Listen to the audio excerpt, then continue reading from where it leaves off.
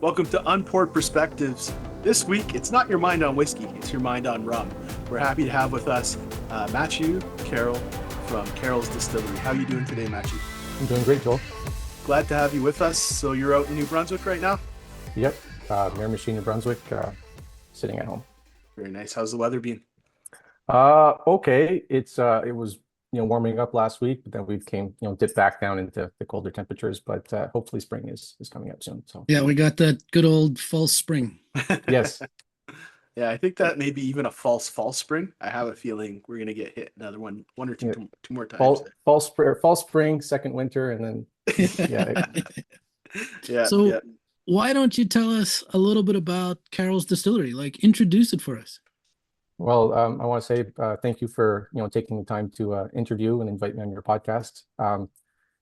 Carroll's Distillery is a minuscule distillery in Merroir, New Brunswick. A small town, uh, and it's nestled within Carroll's Bakery, the family bakery. So it really is just one room plus some storage inside the bakery where I produce the spirits and then it's sold primarily out the storefront, just like across the building.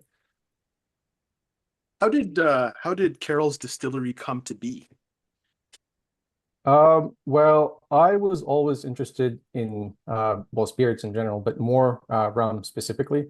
Um, when it comes to rum, there's really a diversity of flavor profiles, and it was always kind of a curiosity. I was always wondering, I was always curious why each product was different than the other. Where if you walk into a liquor store, you see a building filled with shelves that are especially spirits bottles that are pretty much all the same size. Besides from some small color differences, usually they're all about 40%. Why are there so many different brands? Why are they so different? And rum in particular is big in Miramichi and in the Maritime. So it's kind of where I started off with. And like I said earlier, very quickly you realize that there's a diversity of flavor profiles. And so I was curious and I guess to reverse engineer these rums and trying to figure out, how are they different? And then very quickly you hear about, pot still this, pot still that, and then you naturally kind of you get into that. And from there you kind of you just play around. And again, I was always interested in rums. And then when I graduated from university, it was kind of the opportunity to renovate part of the bakery into a distillery. So the distillery, I guess, is a product of my interest in rum, and I really, I'm able to kind of leave my mark and create the kind of products that I want. So two things that I love is baked goods and rum. So I Oh, definitely have to stop in Miramichi. no, thanks. Like I said, it's a very small distillery. I should make it clear that the stripping still is 500 liters. There are two fermenters, so naturally you kind of understand that it's not a large output. Another thing too is that there's no tasting room. It's really like there are bottles open for samples, but it's not a bar in that sense. So for sure, anybody that wants to stop in, feel free. But you also probably should send a message or an email or something so I can make sure that I'm there too. Because like I said, I produce, but then I'm not necessarily always there to answer questions and stuff. So Yeah.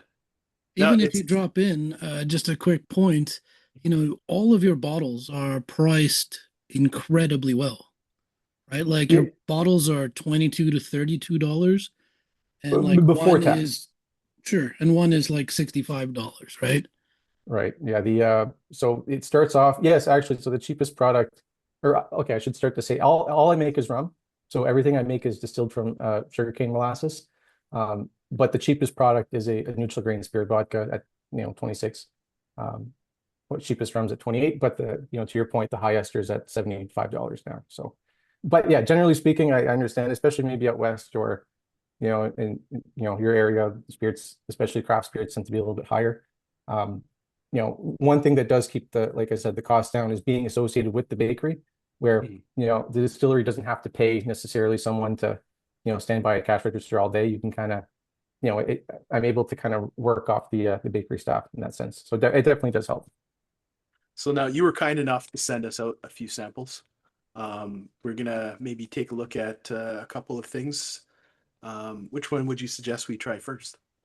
I prefer starting with first off, unaged spirits, if you're going to progress, I guess, from there, unaged. And then the lighter profile, I guess, of the Gannet would be the good way, or good way to start. Perfect. Yeah. Let So me say that I am super excited to get into these. Like really, really very excited. great. Have you guys, I suppose you guys have cheated a little bit and tried beforehand a little, no, or no, not at No, all. I Okay. haven't. I wanted it to be fresh. I wanted it to come on and try it. Okay. I smelled the high ester one because I bought a bottle, Yeah. but I have I'm gonna save like I want to taste it fresh on the podcast. Right. I did a little nosing, but I haven't tasted them yet. So Right. So like I was saying earlier, where the distillery, distills this. I have a 500-liter stripping still and a 150-liter spirit still, and the stripping still it has plates, but primarily I don't run the deflegmator, so it's just a straight stripping still. But the spirit still, I either have a pot still, I'd say head where there's no plates, but most of the time I run a reflux column with 8 plates, and so that'll produce a spirit that's lighter bodied. Because like I said, I want to make a variety of rums, but also being realistic where as much as I like, more flavorful spirits, I understand that most people, because rum is generally what's available at the liquor stores is very light bodied, you need to produce that style in order to kind of, for the consumers to kind of relate to that product or to kind of, like it. So the Gannet is my product that's, it's made from the column still. Like I said, 8 plates, it comes off the still at about 92, 93%. So, for you spirits people, you understand that it's very close to the azeotrope of, I think, 95.5. You're not going to have a lot of flavor. It does, because of the reflux and, depending how how carefully you make your cuts. Like there are some, stronger floral notes for sure that It is to me, quite floral, yeah, but absolutely. the main yes. notes that I get are like pineapple and banana. Yeah, I was going to say a little bit of banana. I almost feel like I get a little bit of lemon, a little bit of citrus, but that's, I guess it depends on the person too. So the aroma is light, delicate. I call it floral. But what happens is because it's with the reflux column and you're distilled to such a high alcohol percentage, there's not a lot of fat. There's not a lot of body to the product, where drinking it neat is a little bit more difficult, in my opinion, just because it's very thin. Yeah. In that sense, there's no a problem. There's no defects, I should say, or problems with the distilling to make it rough. But it's just there's not a lot there to kind of to thicken it up. So Yeah, I get what you're saying. Like the mouth feel of it is a little lighter and everything, but overall, the nose, the palate, and even the finish, they're all a very pleasant experience. I'm getting like Asian pear off of it, like a crispy white fresh yes, pear. yeah. You get some of that floral notes off of it too. It's very, So very drinkable, I find. Yeah. yeah, it is a product. I mean, I'm really proud of everything, but it's strange. It sounds strange for me to kind of talk about the thinness of the palate, but it'll be a contrast to the other products that I've given. Something like the black rum is distilled with no plates, and it produces a spirit it's much more fat. And anyway, we'll get into that later. But it's a lot easier to sip on it on its own. I've actually never heard of a spirit described as thin or fat. Okay. Oily and thin, yes, but Hmm. it makes total sense. Yeah, there's not a lot of there's not a lot of a big spirits community here in Atlantic Canada or Miramichi. So you kind of, I guess, you develop your own vocabulary in a sense. I think part of it might come from French too. Like they have their own way of saying certain things. Mm. One thing that always kind of tickles me a little bit is the French, especially in Europe, they'll talk about bottles as like the key. Like it's like they'll talk like they'll use the same word as like a bowling pin. Hmm. Like yeah, so it's like, oh, like my us in bed key. It's a nice bottle where, but it sounds like they're saying it's a nice bowling pin in that sense. Like it's strange. Yeah. So So in that vein, is there a lot of opportunity for you to educate people on spirits that come into the distillery, the bakery? Or is it just people looking to grab some booze kind of thing? Or are there, a small set of enthusiasts?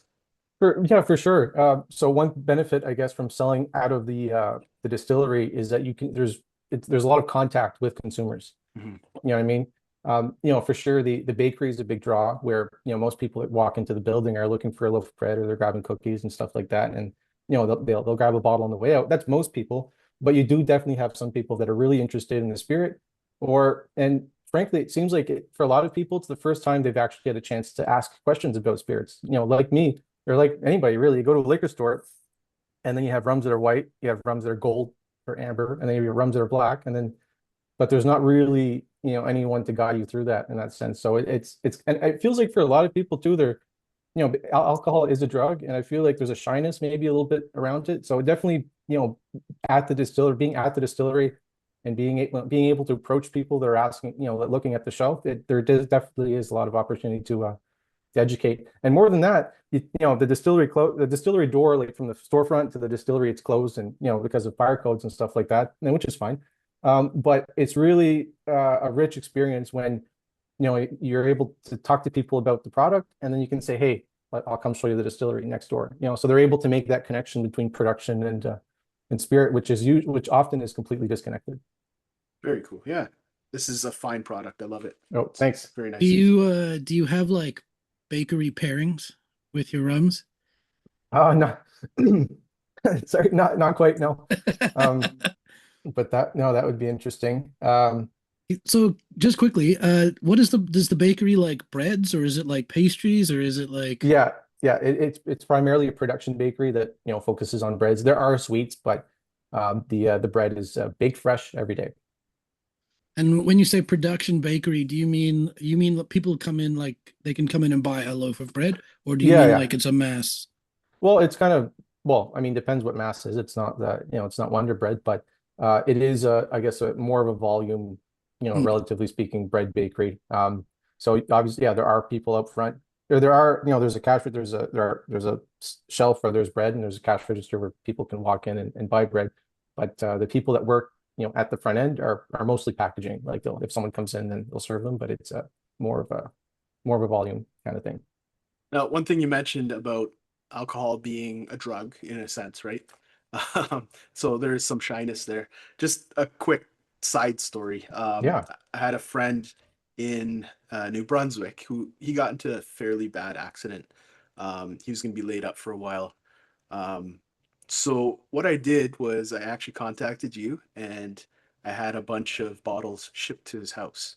Okay. And I told him, I need you to get off the pain pills because this is your reward here. Oh, And not that he was like addicted to pain pills or anything like that, but I know like his recovery was going to be a really long process.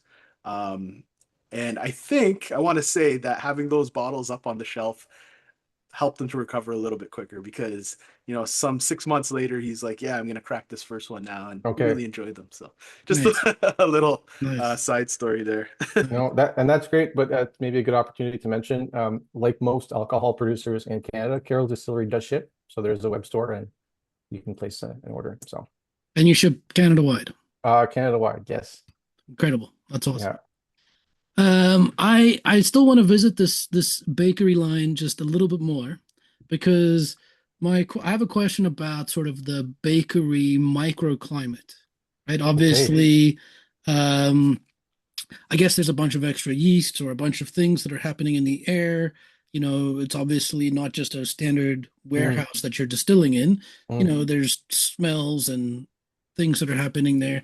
Does any of that does any of that microclimate affect the rum creation in any way?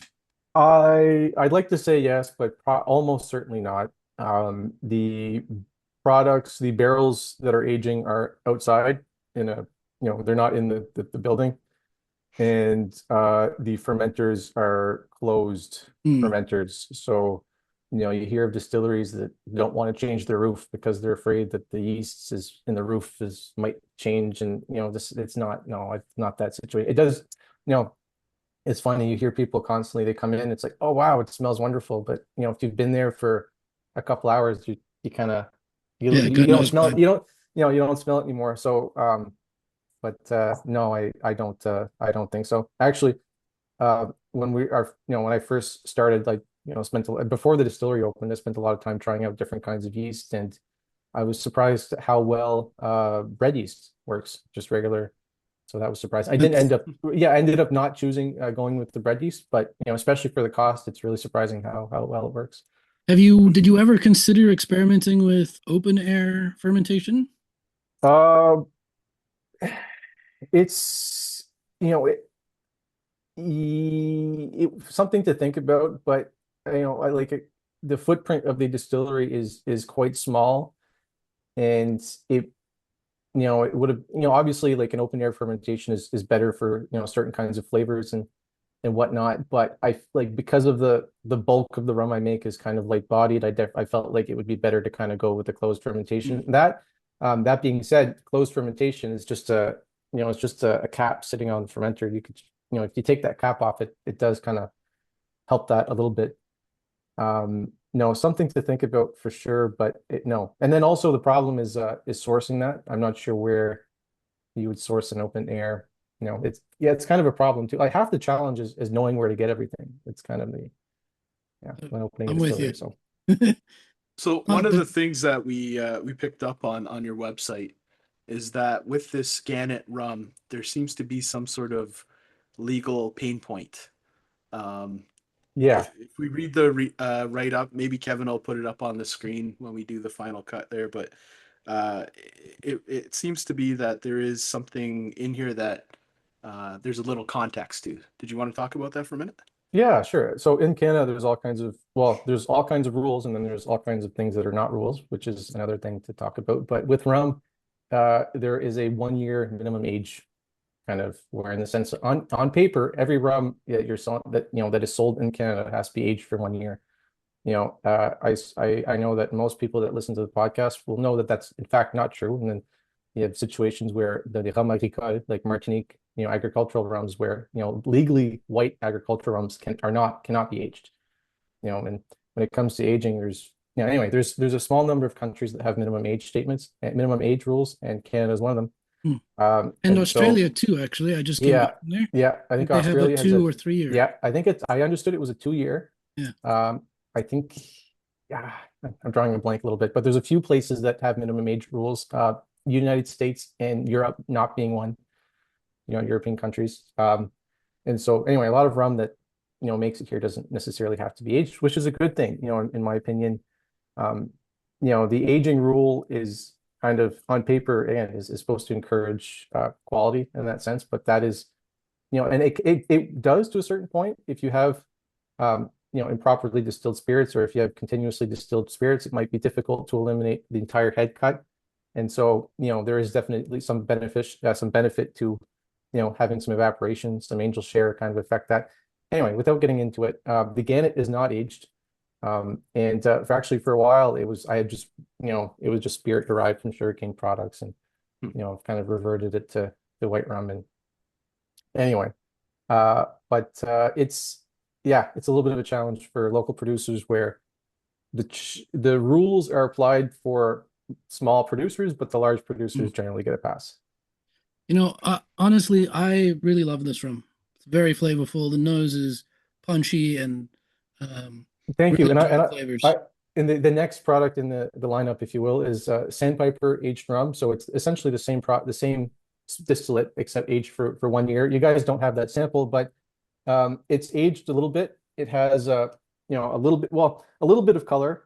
The first batch obviously had more color, and then as the barrels got reused, there's less and less. But all that to say is that the wood covers up some of the nuances of a fresh spirit, if you will. I prefer the Gannet over the Sandpiper, although that if someone walks into the distillery, I have to try to steer them towards the Sandpiper where it's closer to Captain Morgan and more popular styles of rum.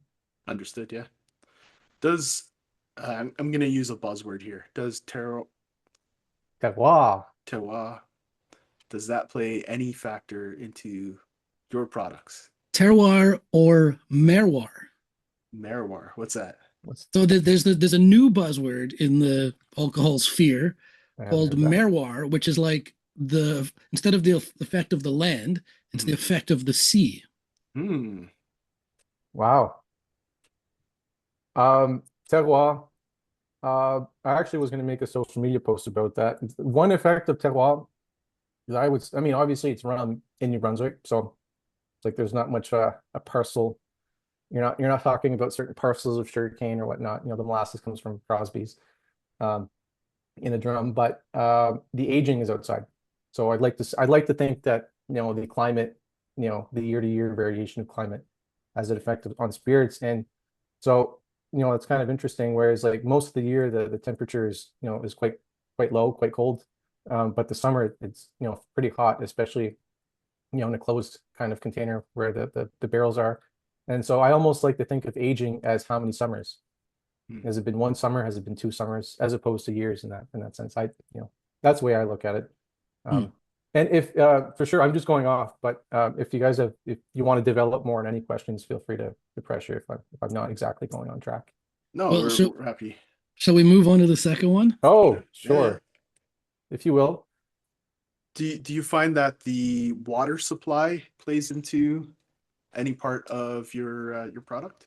So I would say no. We have a reverse osmosis. Actually, one another benefit from being with the bakery is that they have a large kind of reverse osmosis system set up because the water from the city will vary during the year. I think during the spring they might put a little bit of more chlorine or whatnot. So it does change throughout the year.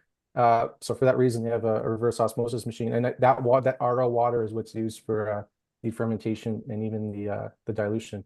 So I wouldn't say there's no effect in the sense that it's adding minerals. Maybe the lack of minerals might do something. And you mentioned the sea earlier. We are close to the coast. I mean, I take it for granted a little bit because actually the distillery, if you out the window, you can see the Miramichi River, which just goes straight to the ocean. So you take it for granted a little bit, but no, I don't. There's no salt air. It's not really that kind of. We're not quite that close to the ocean where you get the salt spray and stuff like that. I'll throw up on a map on the screen for the viewers just to get an idea of where you guys are exactly. Yes. So we're gonna move on to the Cormorant. First of all, just look at this color. Right, which is something to bring in. If for people that are only listening and not seeing the video, I'll mention that it is a black rum where it's been colored with caramel coloring. So it's Okay. not, yeah. And actually, one thing too is I would have been nice is I regret not sending a sample of uncolored cormorant, which I have here. I posted it on Oh, social media, and this is not so you can't quite see because the colored stuff has a label, but this is the uncolored product. So there is quite, it's pretty dramatic, but um, it would have been interesting to see how the coloring does not have an effect on the profile. Because a lot of people like you can taste the cormorant, you can smell it, and it's very different from the Gannet. hmm. So much so that you'd assume that okay, clearly there's some caramel, there's something funny going on, but there's no sugar, there's no toasted sugar, there's nothing going on besides just a very small amount of caramel coloring. And just from memory, it's less than 0.2% of the volume. So the rum is diluted slightly stronger, and then a minute amount of caramel coloring goes into to color the entire batch. And it's a very dramatic how very little that it takes, but it also doesn't really have an effect on flavor. Where if you have one next to each other, you can't even really tell. So it's pretty interesting. You guys have any thoughts on the spirit? I'm getting like blackberries on the nose right now. Yeah. Really, maybe it's something to do with the color, but it's incepting me to think of those really dark fruits like a ripe black raspberry or something like that. Yeah, and that's it for me. Like I definitely wanted a black rum in the lineup just because of I like to make tiki drinks and stuff like that. So it is asked for a lot in that kind of product, but also that well, for one, it helps differentiate the sandpiper that's also just an aged product, but it feels like it helps match the flavor to what you would expect in that sense, where even if you just look at the product, you just kind of have an intuition of what it's going to taste like in that sense. I feel like it kind of helps line things up, like you said, dark fruit, like blackberries. Mm. For me, there's also something a little more vegetal. Okay. I don't know if that's from the aging or like a grassy note. Well, it is distilled differently where it's double pot, like I Mm. said, compared to the Gannet. The Gannet, there's reflux plates, and your impurities or your heads or tails are extremely compressed. And but the black rum, the yeah, everything I guess is much more smeared because of there's less reflux, there's less rectification.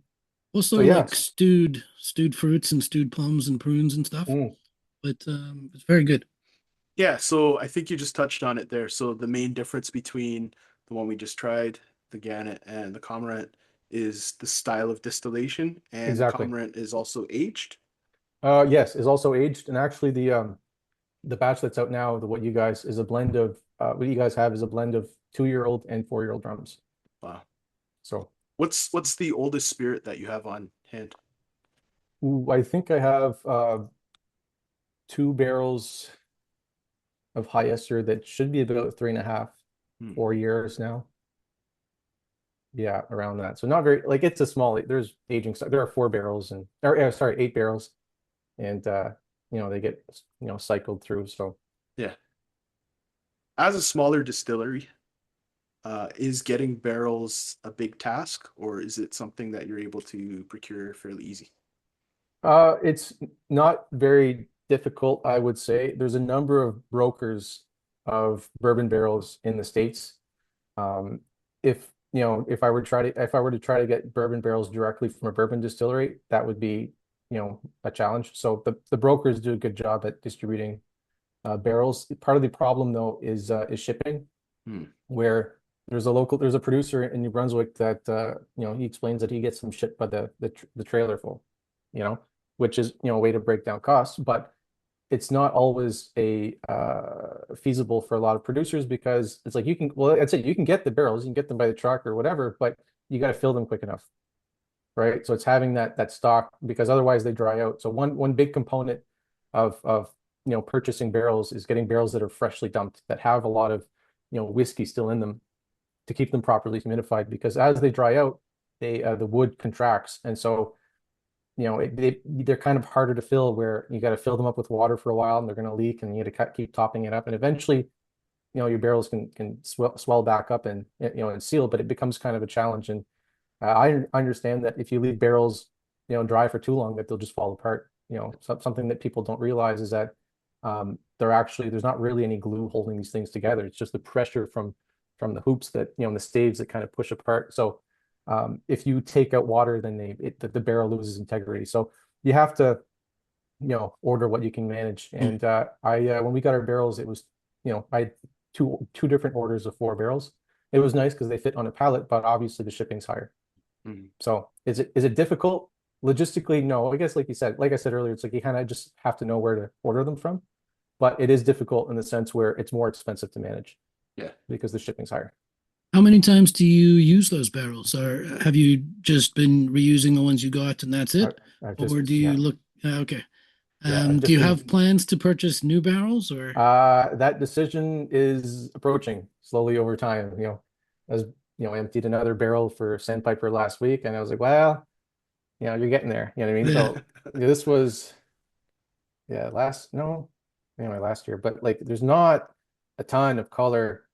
I mean, there never really was. Don't get me wrong. Like I've Yeah. only ever used second fill bourbon barrels, never used like, fresh barrels or anything like, new barrels or anything like that. So obviously you're going to get, much less color. And, for people that look at the video, you have to understand that like, yes, it's pale, but it's not a lot paler than you would get from a second fill barrel. Like a lot of the spirits, all actually the entire, like I've never seen an aged spirit at the liquor store, an aged rum at the liquor store that is not colored. Mm. Like Yeah. you're okay, like Atlantic Club 3 year, like it's carbon filtered. So it is an aged rum that's paler, but again, what we know as rum is almost invariably colored with some kind of caramel coloring. It's you know, if your rum is a little bit red, if your whiskey is yellow and your rum is red, well, there's no re it's just the caramel coloring that gives it Yeah. that color. It comes out the exact same color. So yes, it's pale. You are not going to get that much color out of a normal barrel under normal circumstances, especially if you dilute it down to 40%. Cask strength is a different thing. But yeah, no, I am approaching the point where the cask influence is less and less, and maybe at one point. Yeah. Have you considered purchasing like smaller barrels or virgin barrels or maybe peated or wine barrels and experimenting with some other stuff? Yeah, maybe. Part of the so another thing that's interesting is that if you're going to get a peated whiskey barrel or an ex-Canadian whiskey barrel, is that the way I understand is that there's often a reason why those barrels are kind of available. It's like, eventually, like my rum barrels that I reuse, that I've extracted all the oak from, eventually I will get rid of those barrels, right? And probably someone's going to want to buy it because it's an ex-rum barrel. Well, it's not, it doesn't have a lot to give in that sense, where Yeah. anyway, if it's a wine barrel, it probably does have, something left to give. But a lot of spirit barrels, I'm kind of hesitant to use because I know that, if a tequila brand is getting rid of their Mm, barrel, there's probably a reason for it, so yeah. it might not be great for, giving a lot of oak flavor. So I thought about it. Part of the problem too is that the volumes I make are, kind of small. So, you know, uh, Mm, it would be another challenge to kind of produce another line and another label and stuff like that. Maybe it's doable. I've refrained from getting smaller barrels as well because I guess maybe it's something to revisit. But at first, it was the evaporation that I was afraid of. Because even with the 200-liter ex-bourbon barrels that I use, you're still going to get 5% roughly evaporation per year, which is definitely not nothing. So as the barrels get smaller, the amount of your surface to volume ratio increases quite a bit, and so does your evaporation. So if you're taking a light rum where I'm trying to age it 1 year, there might be some benefit to that. But if you're trying to you know stick something in the barrel for 3-4 years, the evaporation might be kind of more than it's worth. But that's my approach. That's my thought, I guess. right. Oh, cool. Now, as we're sipping this Cormorant, is there any notes in there that you want to bring to the forward for any of the viewers of the listeners? Let's say I'm somebody sitting brand new to rum and you've just poured me this Cormorant. Is there something I should be paying attention to as I sip it?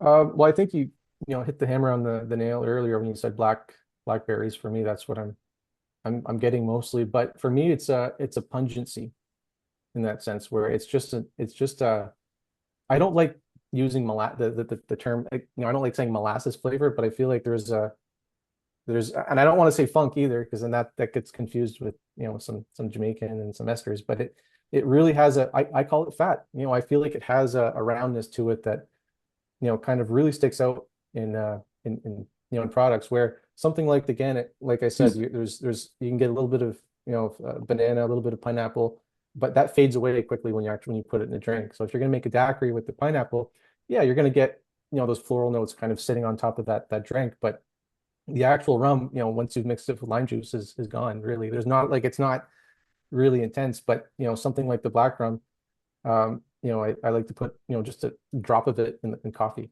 And I feel like it really just a tiny amount really kind of Yeah. gives a good flavor Yeah, to it's funny, like that combination of rum and coffee is often overlooked. It's very good. yeah. just as a callback to our last podcast, Mhm. what about rum in Guinness? Oh, I've never tried that. And I sort of have been sort of going backwards and forwards here. Mm. I prefer the Gannet. Yeah. I like those fruity notes. It is a little bit more. I think it's a little more intense in some ways, Mm. and I kind of feel like a new sipper would be like I feel like the Cormorant goes down easier Yes. and thus would be more approachable for a new sipper. If you're more of an enthusiast, I actually really like the Gannet. I really like the nose. Um, it's very punchy, uh, and yeah. Yeah, I agree. Even the black rum, it's people that in spirits you hear a lot about smoothness. Like the Cormorant, the black rum is more smooth, and it's something that if that's something that someone prioritizes, then of course the Gannet's just kind of easy to get it. But or sorry, the Cormorant's just easy to kind of get it. But the Gannet, if you're into spirits and you've nosed a lot of products and you're into those a certain rawness and those really clear kind of floral banana notes, then Mm. yeah, again, it is very appealing. And it really is a contrast to the sandpiper, where, like I said, it's the same distillate. You age it for 1 year, it loses that edge Mm. in the sense where, yeah, it gains. There's some wood that people will kind of relate to more, but you do lose kind of the rawness. You lose the charm. I prefer, yeah, the Gannet. It's Now, over the would you ever sandpiper. do a full proof or a higher proof version of the Ghent? I think no. I feel like it's the flavor that is there is easy to pick out because it's at 40%. Mm. I feel in my experience, if you bottle it at a higher strength, the ethanol kind of takes over in a sense. Like Mm. it tastes punchy. It tastes flavorful because it's at a lower strength. But yeah, I don't think it would be able to keep up with the alcohol. Yeah, some spirits just taste better at higher, some spirits taste better at a lower strength. Yeah. And I think it's important that you know where your spirit tastes best at for sure. Yeah, and it's kind of the clientele too, where the bird series. That's something maybe people may have picked that up. Now all the rums tasted to this point or mentioned have all been named after birds. This was my very next question. Okay, yeah, they're all named after birds. In a sense where it's kind of uh, approachable or charismatic, I guess is the word I was looking for, where people just kind of, you can anyway, I like birds, so we're going to get into that.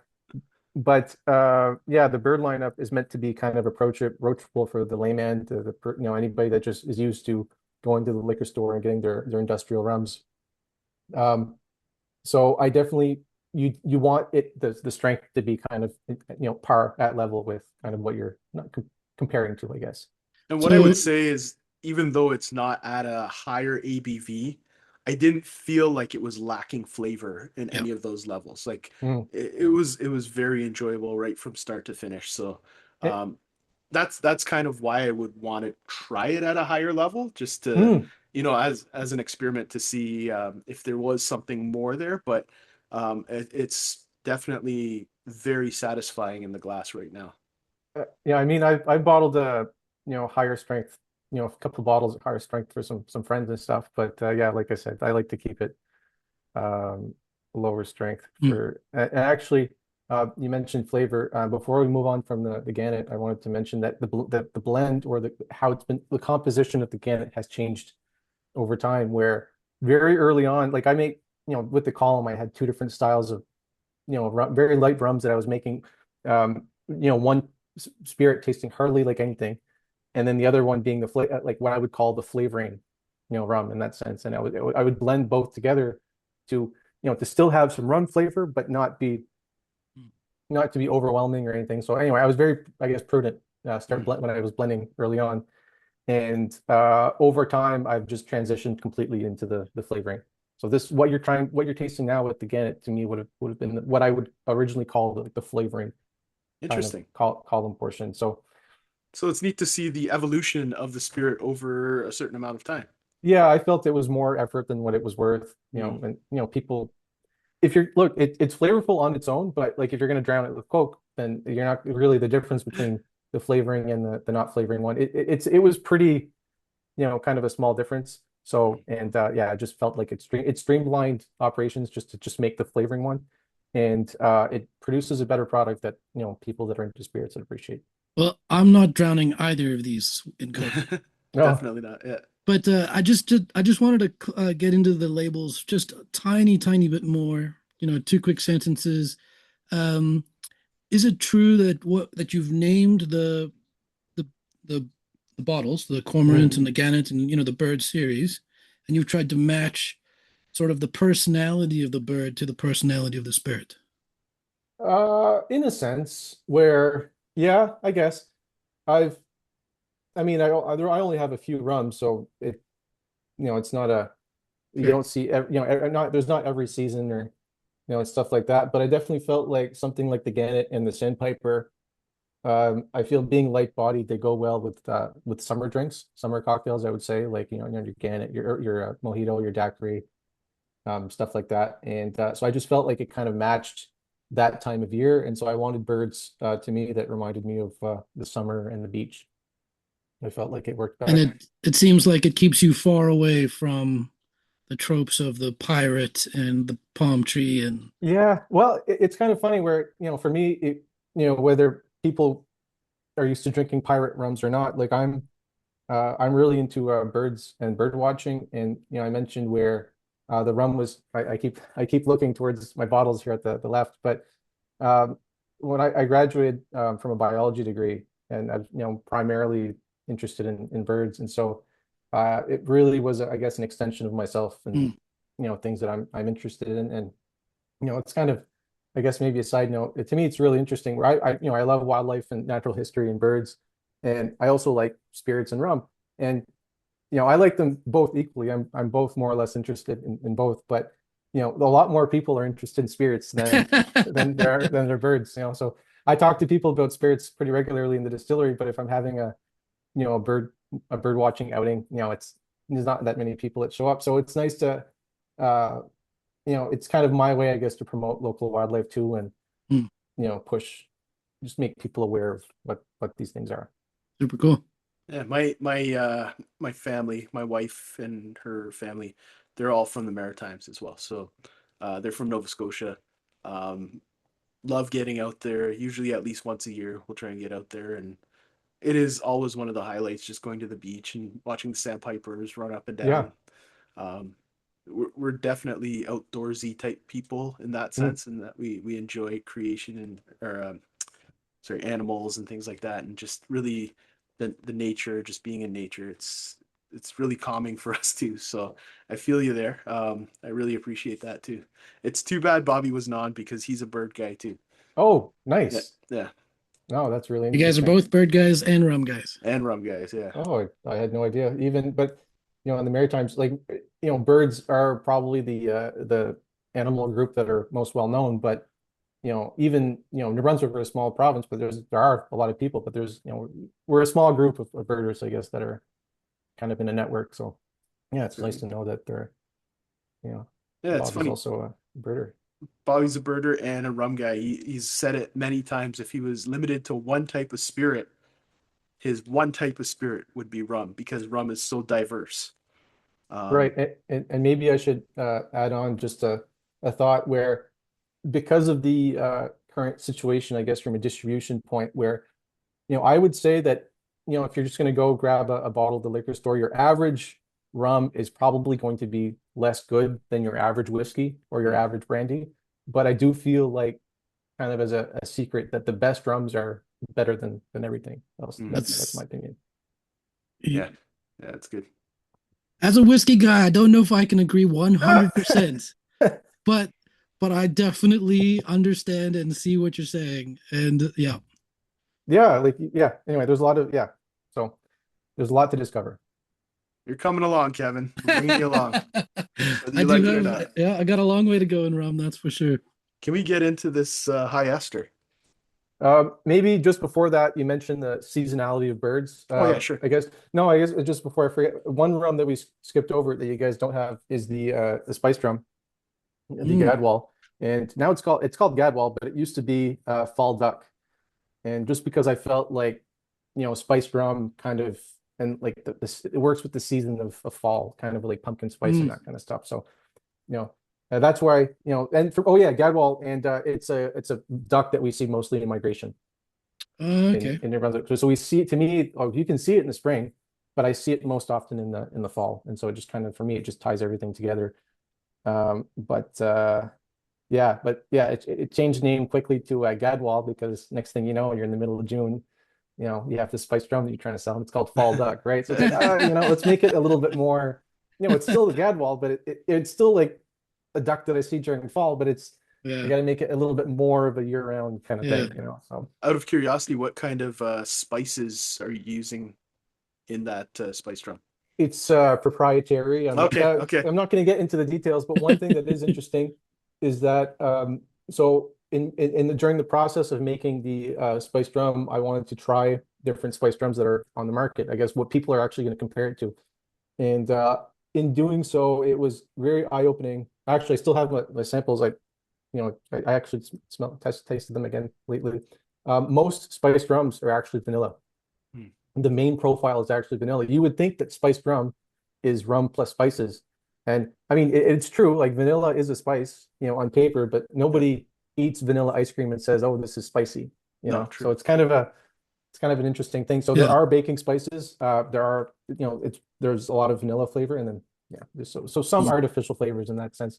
Um, I guess not to go too much on a tangent, but it was kind of interesting where it's like, you kind of have to use some artificial, spices or flavors to a certain point, because to achieve the correct intensity of flavor just with baking spices, I feel like it's too much on kind of at the end, like the back end of the palate, I guess.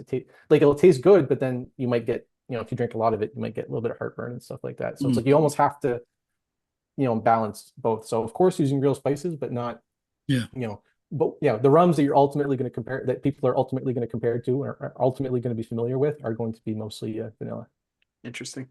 So I jumped ahead while you were talking there, No, okay, and I like I am super glad I bought a bottle of this. This good. High Ester Rum, it was great on the nose, was very intriguing on the nose, but on the palate, just like wow. Thanks. Can Thanks. you show us a nice big picture of the label there? The other way, I think. Well, that's Oh, what's interesting. That for me is the front label. okay, Yeah, okay. Ah, that for me is the front label, and then this is kind of the placeholder. If you just want to put it on your shelf. It's no, but a lot you see it I see it online from time to time, and people will have it this way, which is fine. I guess the main issue is that if you have it in the front, like the barcode's in the front, right? So like usually the barcode is in the back. You wouldn't Yeah. put that in the front of a bottle, so everybody just naturally. Yes, another thing that's funny too, like probably twice a week I walk by the shelf and somebody's turned a bottle. Like they try to turn it back, right? Like they'll turn it up, like they'll flip it, 180, thinking that it's the front of the label, especially the samples where there's just one bottle kind of deep, so Yeah. there's no reference. But yeah, I'm constantly turning the bottles right side up. So So then on the back of the label, yes, is that an imprint of a tree? it's a lichen. A lichen. Okay. It's a lichen. So I definitely wanted to stay away. As much as I like birds, I definitely wanted to differentiate from the bird light lineup to a certain point. Again, I think birds are very charismatic, and I didn't want someone to be like, oh, I like that bird, and then they just grab it, and then it turns out to be high ester, and Yeah. you know what I mean. So So what is I a definitely lichen? a Before we go lichen. further, what is a lichen? It sounds like you're talking werewolves. It's a No. symbiotic relationship between a fungus and either a green algae or a cyanobacterium. Oh, okay, So so we're really getting nerdy. Cool. yeah, but they're everywhere.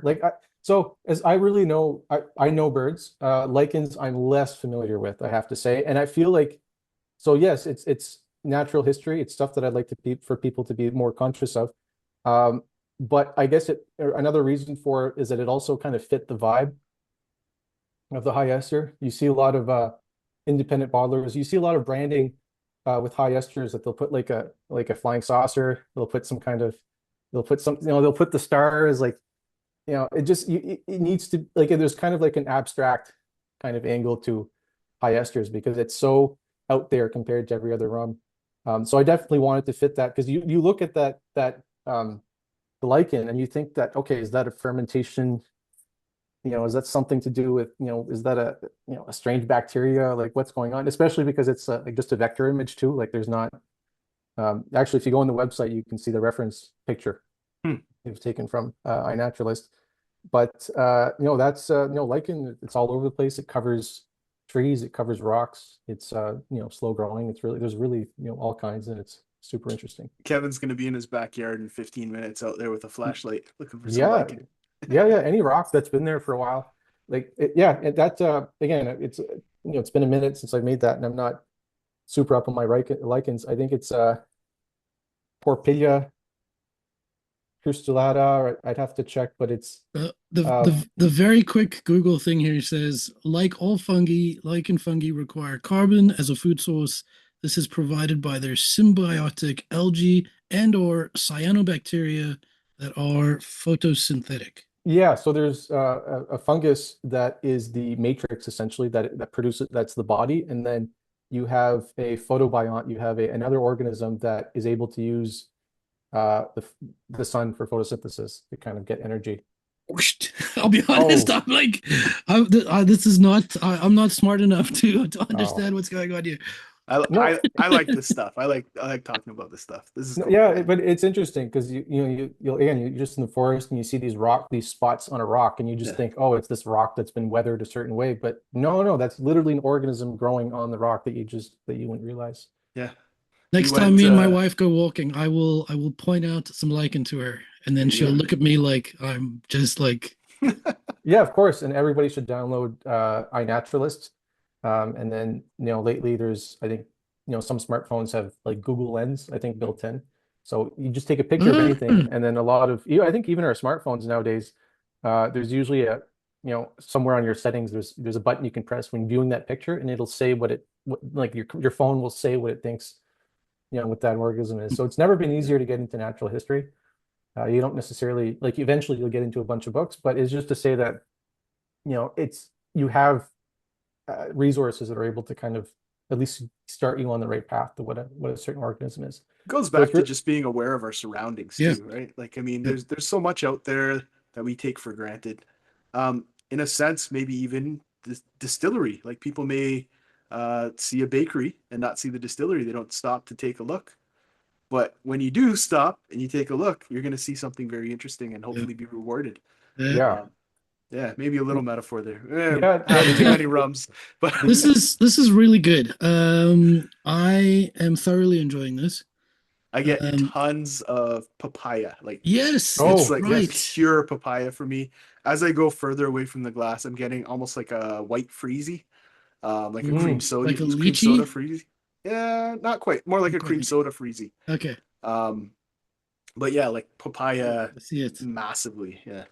but Cream definitely an soda. example of a spirit that benefits from being bottled at higher strength, Mhm.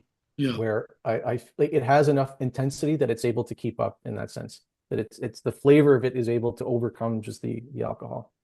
And this one is 61.8%. Yeah, and that's cask strength. Oh, beauty. It doesn't say on the bottle, but it's exactly cask strength. And that in comparison to the previous two, which were both at 40%. Yeah, 40%. So just to kind of go over it again, the Gannet and the Sandpiper are distilled at 92, 93%. And then, in the case of the Sandpiper, diluted to down, between 60 and 70 for aging, and then, bottled at 40. The Cormorant is distilled to about roughly 80%, maybe a touch less, and then aged below that, but eventually bottled at 40%. And the high ester, I won't say where it's distilled at, but it is, yeah. The idea I had originally is that the high ester that we have now is a progression, I guess, from the unaged product that was out. And the idea was that I wanted so obviously bottle the white rum at a really high strength, but also bottle and an aged or barrel aged the distillate at roughly the same strength to kind of see to make it better to compare, I guess, in that sense, and see the effect of evaporation and just the proof, yeah, because the strength can go down or up during aging, so it just Mhm. kind of see the natural progression of that. And what has been the result of that? How has it developed from product, the first product that came and hit the shelf to what we're drinking now? Well, what happens a little bit is that in order to make the unaged product, the white product, it was an enormous amount of development. So just learning and reading and trying stuff out. So in doing so, what ends up happening is you produce a lot of rum that is good, but not, I feel, as good as it could be in that sense. So, but what happens too with the high ester, what makes it tricky is that you're not able to recycle that rum into anything else. Whereas something like the Gannet, it tends to not happen very much, a little bit more early on. But let's just say you're distilling the column still spirit, and it comes off not exactly where you want it to be. It could be very little. I'm sure that the way that the water's set up, like someone flushes it, like because it happens sometimes, like the reflux, the water going through the deflegmator decreases a little bit. Someone must flush a toilet somewhere, someone in the summer must start, I think they just start like watering their lawns or something. And so it happens, there's, for freak reasons, the dephlegmator, the water goes down, the reflux decreases, and so you don't end up with as clean of a spirit. So anyway, just to say, there are times where I've redistilled for a third time that spirit, you know? So that's it. If something happens, you're able to kind of recover and use that rum differently. The high ester, you do not have that option. Even if you take that distillate and redistill it a third time, you will never produce something as clean enough to be Gannet or anything. It's just it's got too much going on. The esters are you can clean it up a little bit, but it'll never be. So so yeah, you're kind of like locked in that situation where like the distillate, it's like there are no bad batches, but like I said, like for the because of how new and different the product is, I felt like there's really just one chance to kind of get it right, where a lot of people like that'll be their only opportunity to try the product. And like in trying these kinds of things, like you kind of you get better, you get a sense of like how good something can be.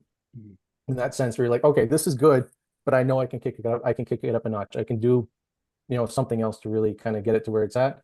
And so I ended up producing at one point top grade RHE high ester, and that ended up being the white production. But in doing so, I produced like I think it was like 3 barrels worth of other high ester, which is good, but I felt like not quite balanced all the way in order to make a white product. And so and even the high ester that we have now in barrels, or that that's been bottled, the aged stuff, that's actually a blend of the 3 barrels I had. Like they were blended in different proportions in order to produce something that was balanced. So yeah, So it's a little bit. So we were talking about this with another distiller. You saying that it's really a blend of the science and the art, right? So there is the science to distill it, and you make sure fermentation, but the art comes in when you're starting to blend, right? of course, like you can know, the boiling points or the evaporation temperatures of all these different molecules. You can memorize all these kinds of charts, but at the end of the day,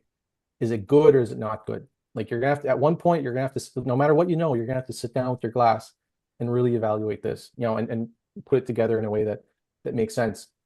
I guess for me, I think, like for example, I think ethyl acetate for a high ester rum, ethyl acetate is super important, period.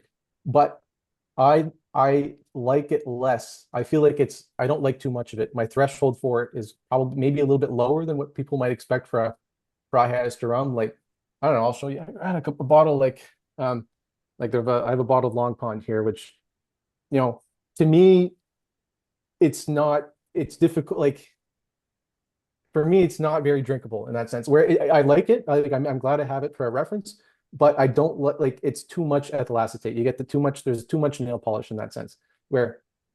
So I think, but what happens, a lot of people that I guess are looking for a high ester rum, or looking for that strong nail polish note, and I felt like it should be more balanced with higher esters that are I more think, fruit I forward. mean, I can definitely, see your point of view because my favorite rum is Guyana, as a rum from Guyana from Diamond Distillery, and it's Right. actually quite a savory rum that doesn't have a lot of the, high ester funk notes, anyways. Well, yeah, because what's interesting is that a lot of people, it's not clear what esters are, I think, to a lot of people, where, there's this Like saying me? where, well, there's a saying where it's like, in a high ester rum, like 98% of the esters are going to be ethyl acetate, but the ethyl acetate doesn't actually have that much flavor. Like it has a strong nail polish note. And I've made high ester rums that had a lot of the other esters. So yeah, most esters are going to be ethyl acetate, but a lot of the flavor are going to come from higher molecular, boiling point esters that have more carbon. And those esters often have the more pungent fruit notes like pineapples and even RHE. For me, I call it red high ester because for me it has a lot of red fruit notes. I'm thinking more strawberries and cherries and stuff like that. But those come from higher esters, and that's it. So it's like it's yeah. So what esters are, I think, are still poorly understood. Um, but yeah, no, ethyl acetate is super important. I've made rums that had high esters that had maybe less of it, where I've just the way you distill, and it's missing something. But if you got too much, then for me it's like too much nail polish. So it's I mean, I can definitely see a little bit, you're talking about papaya, Joel, and as you sort of mentioned strawberry, that papaya note begins to like turn a little Unravel. strawberry. Yeah. It's almost like strawberry shortcake now. Now, did you pour yours a little while ago, or is this a Uh, fresh pour? I poured it sort of 10 minutes before we started the podcast. Okay, same with me. Yeah. So that's interesting too, because we've been talking for a certain amount of time. Like because again, because of its intensity and because ethyl acetate is very, very volatile, like that will like the product that the glass will evolve over time, and that ethyl acetate will Hmm. kind of leave, and you're going to be left with the higher esters, and to a certain point, higher alcohols and free acids. So kind of anyway, all that will have an effect on the product. So the again, not to disparage kind of the aged like the aged high ester that's out now, it's good, and especially the way it was blended is I agree with. I think it's good, but I again going back to the Gannet and the Sandpiper, I feel like the unaged product has an unaged rum or distilled spirit that's distilled correctly. There's going to be a certain freshness. There's going to be a certain vibrancy to it that's to me lost a little bit with aging. The age stuff here does appeal to more people, which is interesting. I feel like some people walk in and they're going to expect the bottle's a little bit fancier than the rest of my lineup, but these Scotch drinkers are going to come in. They're going to see a product that's a little bit higher priced, that's aged, and so they're going to get it a little bit more. Hmm. Whereas something unaged, I feel like that distillate, the RHE, is better unaged, but being aged, it sells more. So it's kind of Nice. yeah. I have a curiosity sort of question for you here. Obviously you've gone through a lot, learned a lot. Um, if you could go back to 2016, sort of hobbyist Matthew, Okay. and thought you went through a lot. Sort of you opened, as I understand it, just as the pandemic hit. Um, Yeah. and you've sort of progressed, you've come out of that, you've still got your distillery, you're still going. What piece of advice would you give to sort of, hobbyist Matthew, going back? Oh, that's kind of interesting. I'm not sure. The only thing maybe it's not a kind of a boring answer. The only thing maybe I would have done differently is have a larger column on my spirit still, where at the 6-inch column that's there now, it works, it's fine. The distillation would have probably been a little bit faster if the column was fatter. I was able to push more spirit in the column. So no, if I would have gone any smaller than 6 inches, it would have been a problem. But Hmm.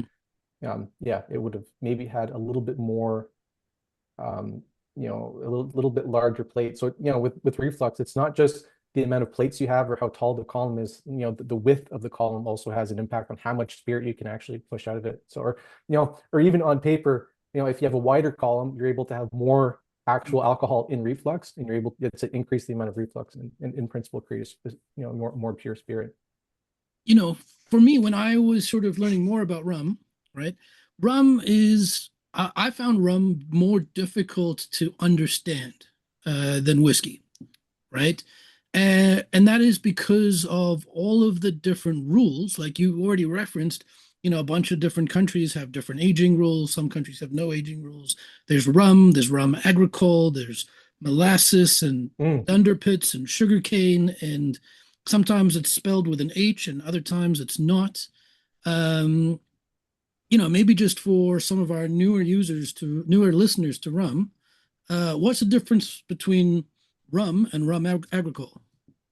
So rum, by definition, is a spirit made from sugarcane, period. And then, but most often, for different reasons, the alcohol is made from sugarcane molasses.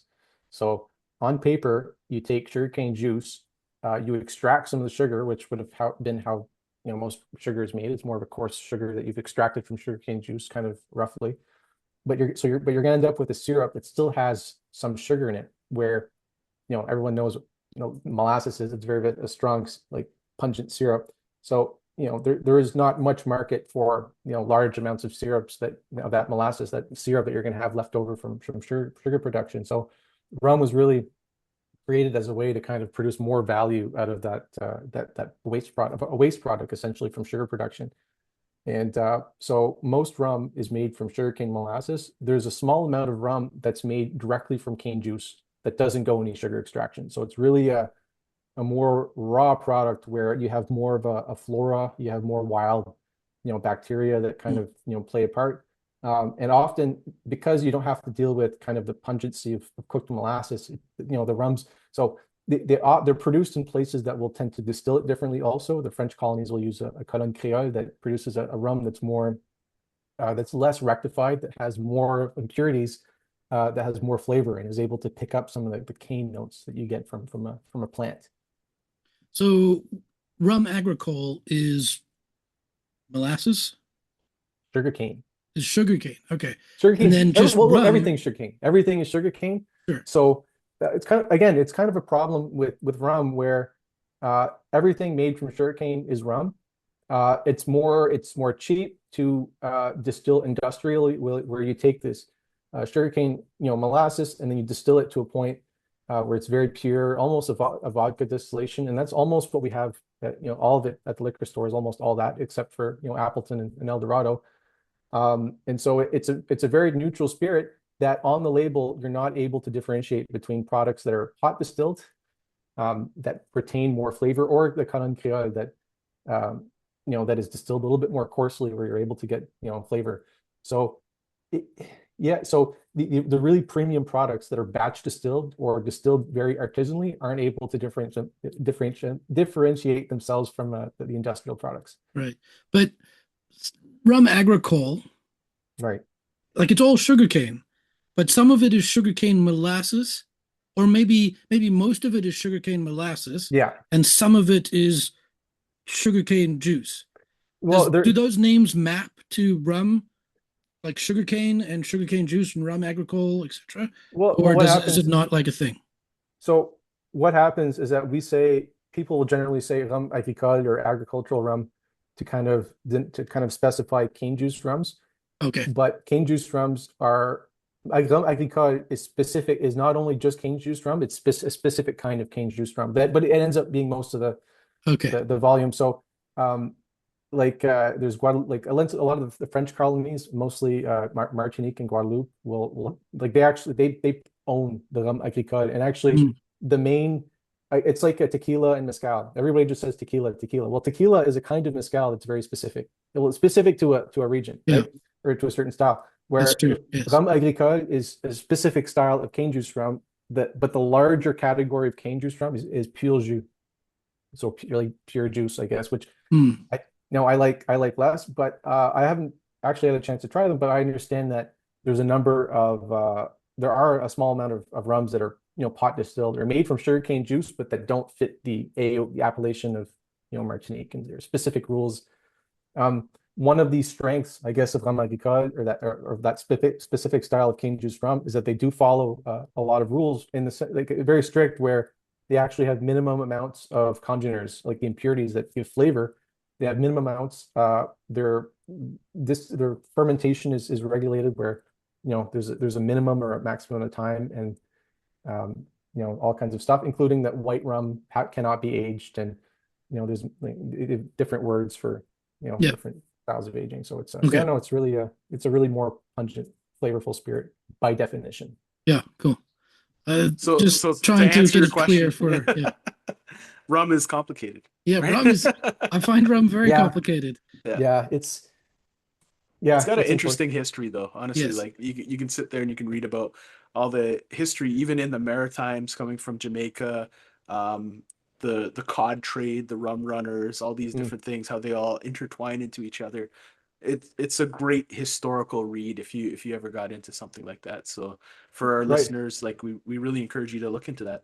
Yeah, so for that reason, like a lot of generally on the planet, how it works is that each place will specialize in the kind of raw product which they grow. Like, in North America, we're gonna have a lot of whiskeys because we grow grains, right? In the Caribbean, you're gonna get rum because it's sugarcane that grows more easily. So, and that kind of stuff. But it's unusual that in the New England or in the Maritimes, there's a long history of actual rum production because of all that importation of molasses, which normally, wouldn't happen, which is, to me, that's interesting. Absolutely, yeah. And I think a natural through line here, talking about sugarcane molasses or or just sugarcane, you deal with or you use molasses, but you don't use any kind of molasses. You use No. a very specific kind of molasses. Yep.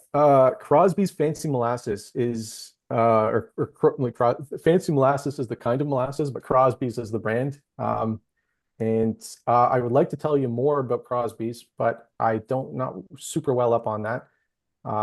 They're the main importer of molasses in the Maritimes, and I think even in the States. I think historically they used to get it from Barbados, like I think a long time ago, but I understand it's Guatemala now, if I'm not. Is blackstrap molasses another brand like Crosby's is a brand?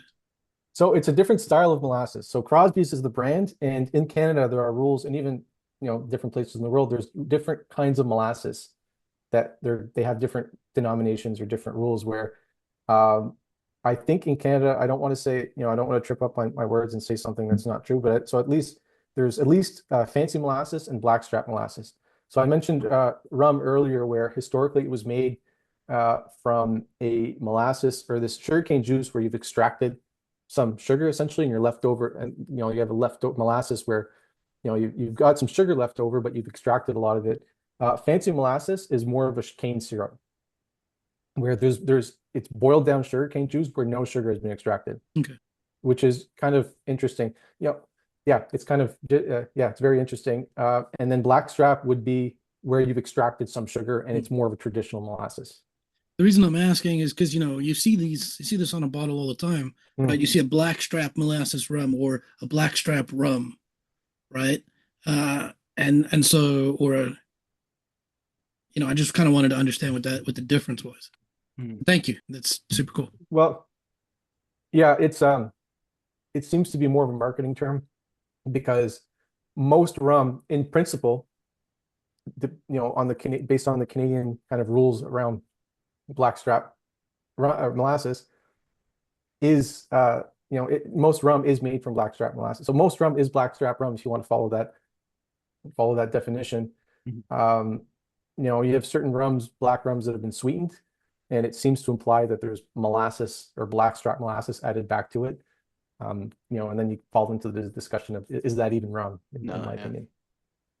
I know one distillery in Nova Scotia, they got pretty famous for their stuff there, and that's what they were doing. They're adding the molasses back into it after. So you mentioned tiki drinks. So yes, there's an offer on the table. If you're ever in Hamilton, Ontario, there's a tiki bar called My Pie. Okay. They've won awards for best pizza in the world. Not just in Ontario, not just in Canada, not just in North America, best pizza in the world. So if you're ever in the area, let's link up and we'll go have some pizza. This is a very special invite. This is an invite that you have received that I have not yet received. Oh, Kevin, come on. I'm just saying. No, I'm very insulted, Joel. I'm sorry. You know my house is open to you anytime, right? So where can we find you, Matthew? If somebody was looking for you online, they want to connect with you, ask you more questions, where can they find you? Facebook, Instagram, the website has a contact page, my email, and then probably the easiest way to get to me. Okay. Come by the distillery, right? Come by. That's it. Yeah, but I'm not always there, so it's just a matter of maybe letting me know in advance, and I'll just go down the street to the distillery. Perfect. Yeah. So maybe Kevin will get you to put those up on the screen and in the show notes, and hopefully we can help show people that there's a lot of variation in rum. We want people to see that it's not just the stuff on the local liquor store shelves, but there's at least one person in Canada doing something very, very special with rum. So we thank you for being on with us tonight. Thank you so much, Matthew. Very interesting. Yeah, thank you guys again for having me on. It's kind of one of the pleasures of running this distillery, where you're able to contact and talk to people that are really interested and passionate. Cool. Thanks again. Have a good night from Unpoured Perspectives. I'm Joel. This is your mind on whiskey or rum. Or rum.